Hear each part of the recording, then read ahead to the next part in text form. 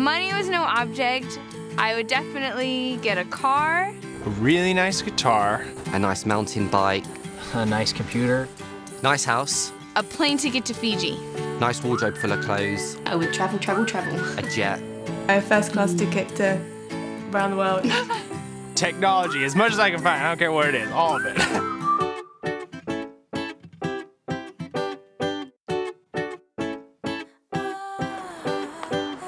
Ecclesiastes chapter 7 verse 12 says that money is for protection. We do need money in life for food, shelter, and clothing.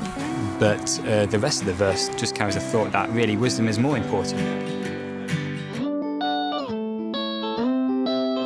It's just all about keeping it in a balance. Spending uncontrollably is like driving blind because you don't know the consequences of your irrational spending. You really aren't even looking where you're going, and you could potentially be heading to a disaster.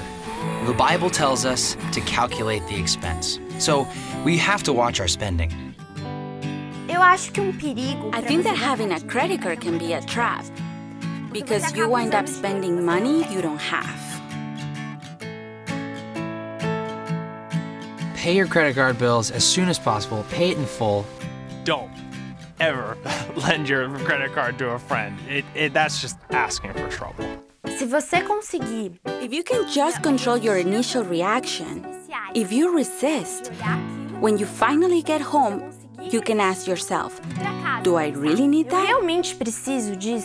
It's always been the case where you go out, you've got your goal in mind, something else catches your eye, and before you know it, you're leaving the shop with something that you might not have even knew existed, but now that you've seen it, you wanted it.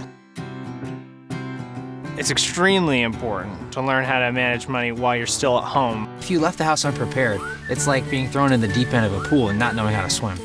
Ultimately, you just drown. While you're at home, you have limited expenses, so that will allow you to focus on budgeting your funds. And then once you leave home, because you practice that while you're at home, when you have additional things to spend on, you're gonna be ready.